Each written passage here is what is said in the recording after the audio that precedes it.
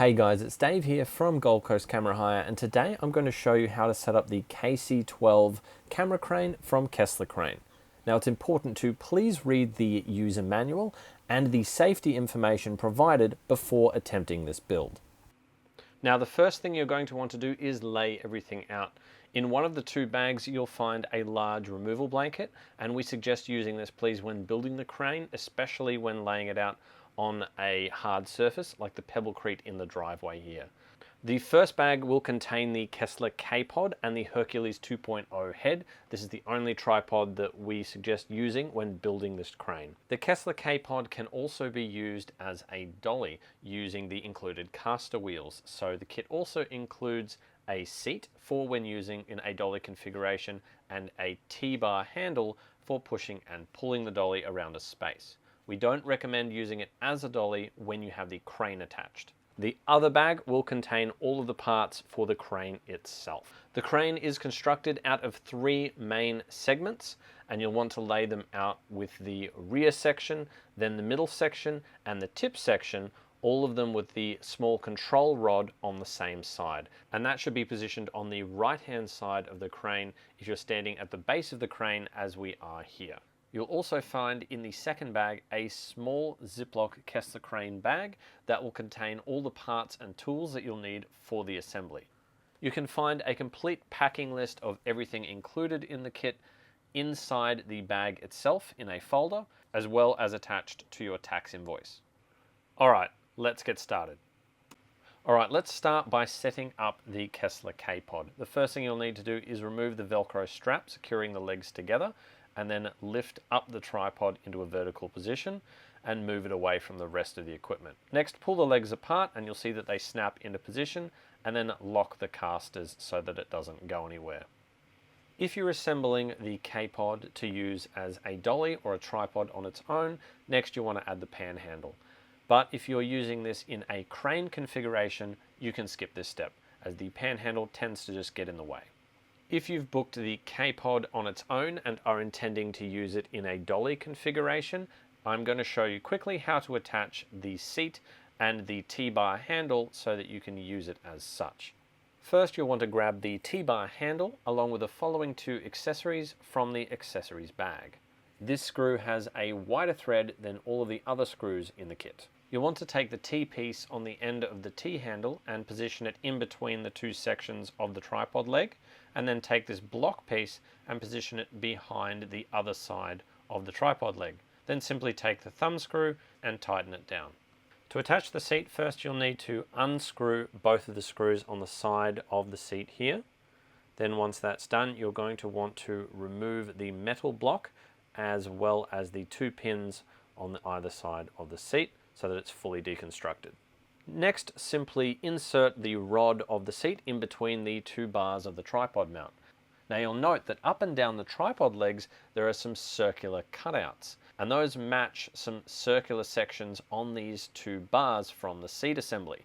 So what you want to do is you'll want to align the circular cutout with these bars so that they sit in nice and securely. Once that's aligned, you'll simply reattach the two thumb screws and tighten them down. Now let's start with constructing the crane itself. Now we're going to start at the rear section of the crane and attach it to the mid section. First you'll need to loosen the screws on the cable support, and you'll see that there's some screw holes on the side of the crane. You want to align the hole on the cable support over the top of that hole. Then insert the coupler bar into the crane itself and align all of the holes. Once you've done that, take the same thumb screw and take the male end and attach that on the outside of the crane, and then take the female end and tighten that down on the inside of the crane. At this stage, you'll want to keep all of the thumb screws nice and loose. Now we simply repeat the process on the other side. Next, we're going to attach the midsection to the rear section, so simply slide the midsection over the two coupler bars and pull it into place using the crossbar. And then we're going to grab a couple of the thumb screws from the accessories bag.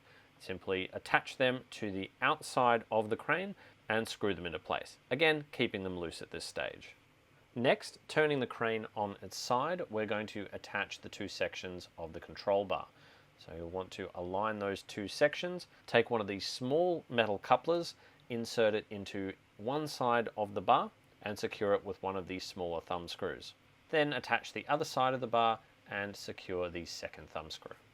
Now that that's done, we're going to turn the crane off its side and we're going to attach the tip to the midsection.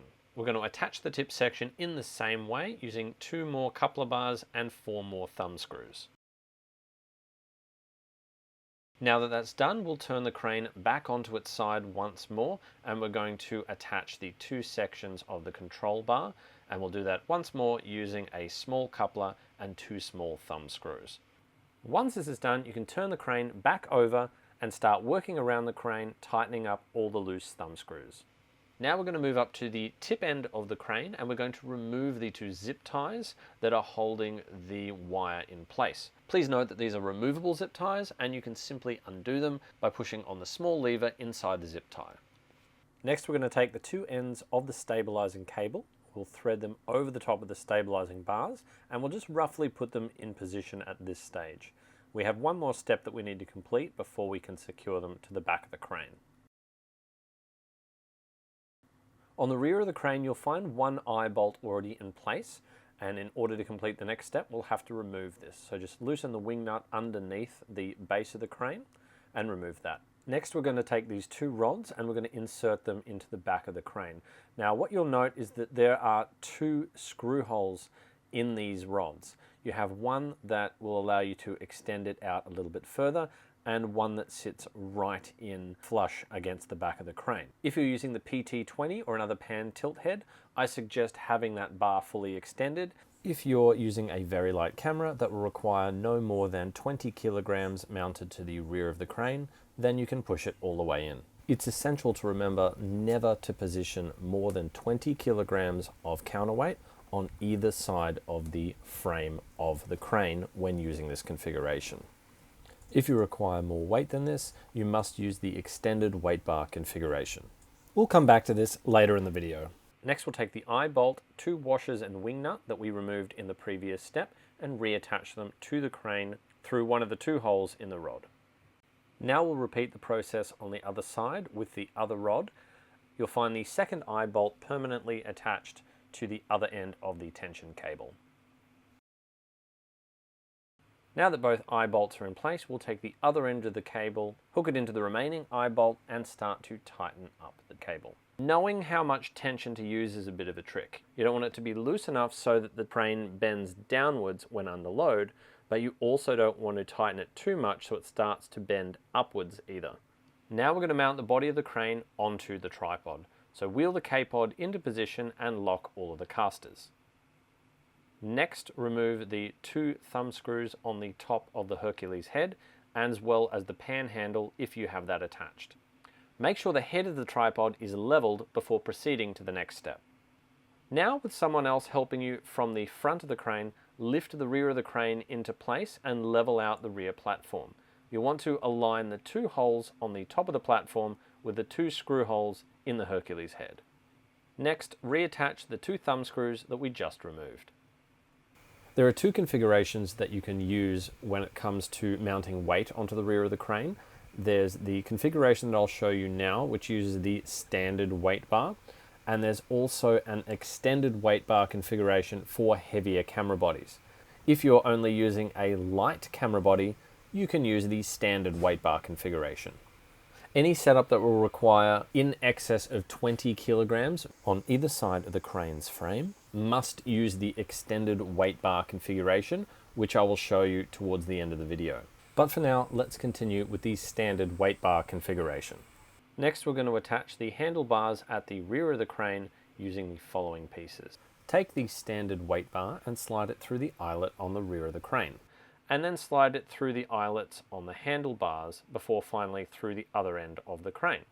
Then you're going to position the handlebars as you'd like it, and then tighten down all of the ratchet handles so everything is snug and secure.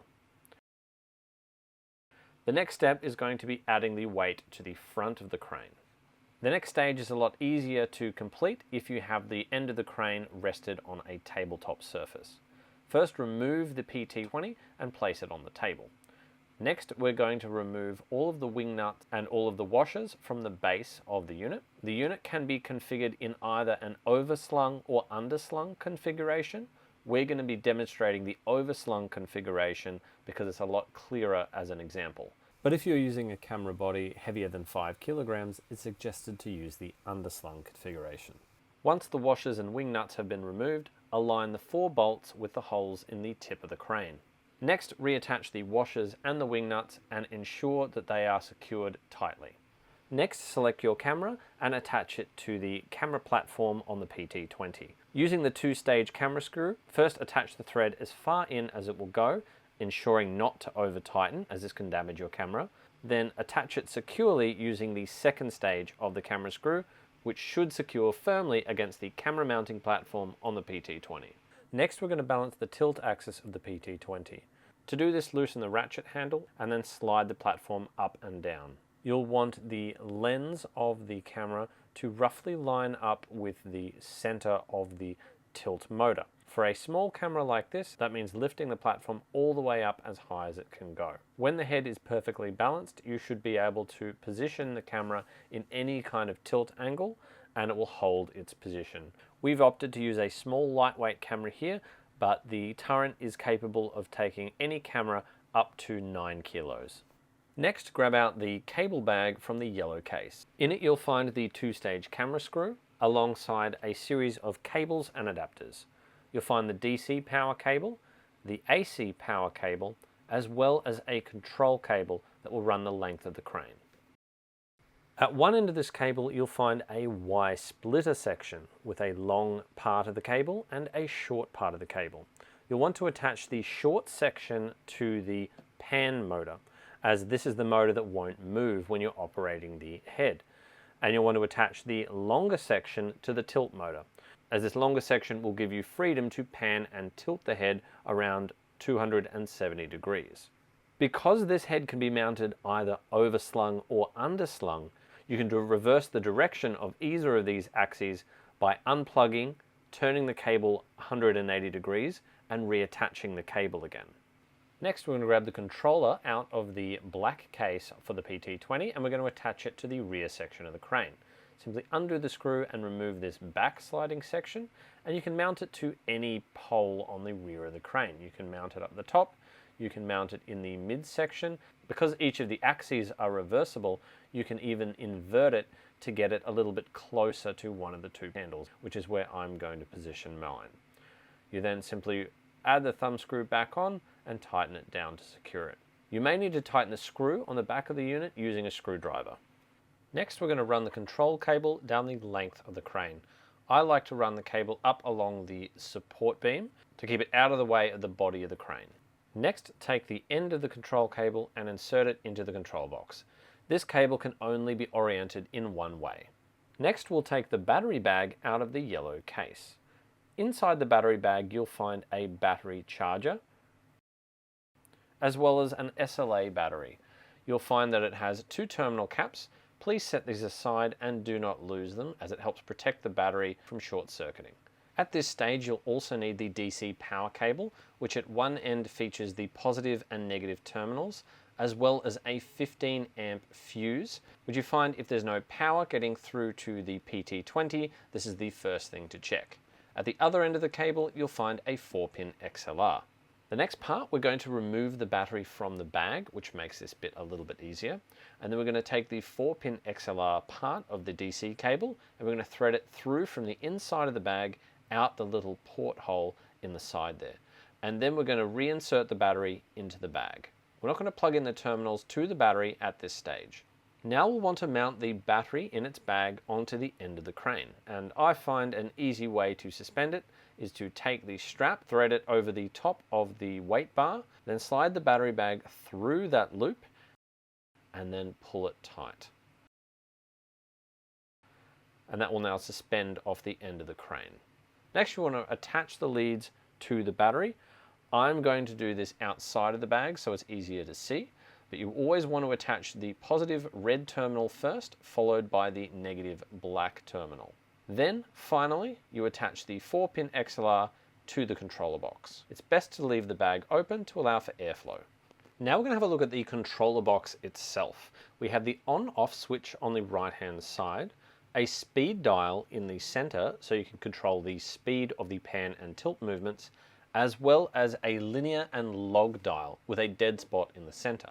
The linear dial means that any pressure that's applied will gradually move the camera faster the further out you push the control stick, whereas a log control will gradually increase up to speed even when you put the thumbstick up to full pelt.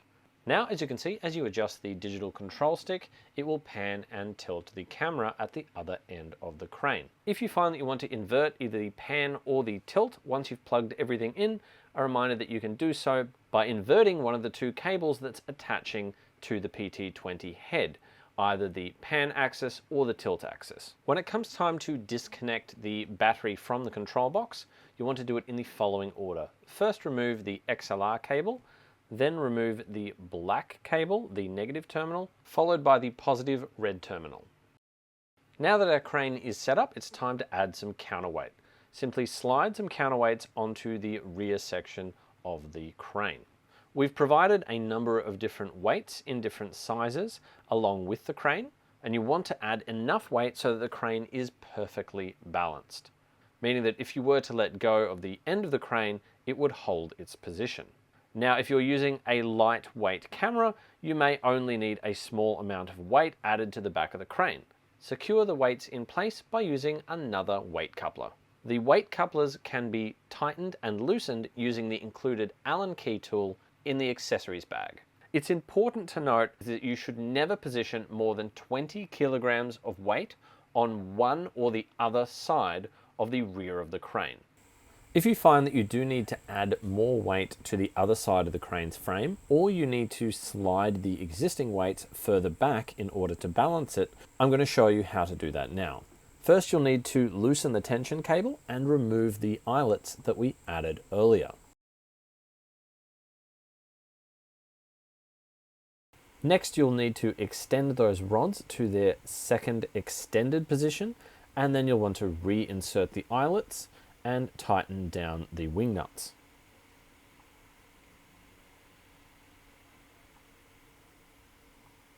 Add the second eyelet to the other side and tighten it down. Then reattach the tension cable and tighten it as needed. Next, you'll want to loosen these two weight collars, and then you can slide the extended weight bar forward so that you have enough room in order to mount weights on either side of the crane's frame. Next, slide your weights onto each side and secure them in place with two more weight couplers. If you find that you still can't quite get balance and you need to reposition the rear weights back further, simply add an additional weight coupler and then reposition your weights. You'll want to sandwich them in between two weight couplers so that they are unable to move at any time. So that's it for the standard weight bar configuration. Now let's have a look at setting up the extended weight bar configuration for heavier cameras and heavier setups. The first thing you'll need to do is remove the extended weight bar from the center of the crane. Now you'll take the extended weight bar and put it in place of the standard weight bar from the previous configuration. You'll slide the extended weight bar through the control handles and out the other side. Then you'll secure all of the ratchet handles in place. Then simply add two weight collars, one on either side. Once this is done, simply add your larger weights to either side of the extended weight bar. You want to add them gradually so to ensure that you don't overload the rear of the crane.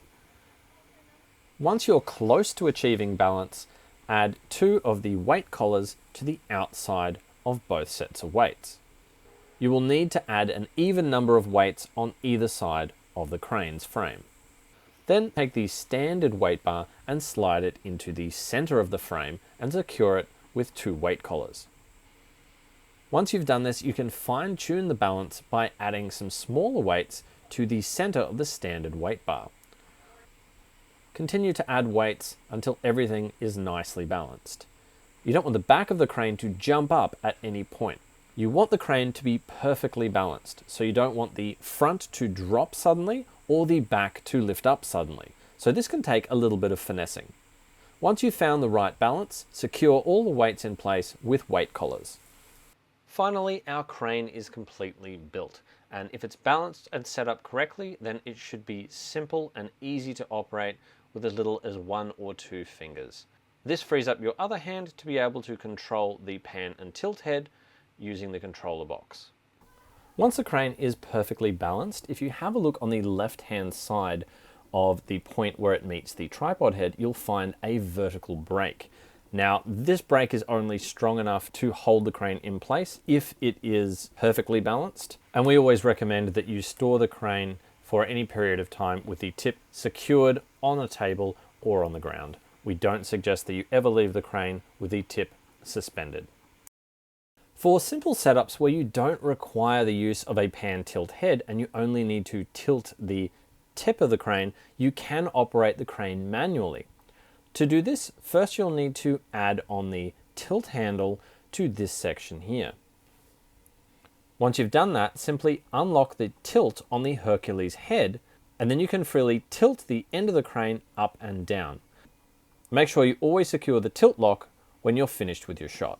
Also, never manually tilt the crane if you're using a pan or tilt head on the end. Always ensure that the tilt lock is securely tightened and that the Hercules head is perfectly level. I hope this video has been useful, and I hope that your shoot using the Kessler crane is a success.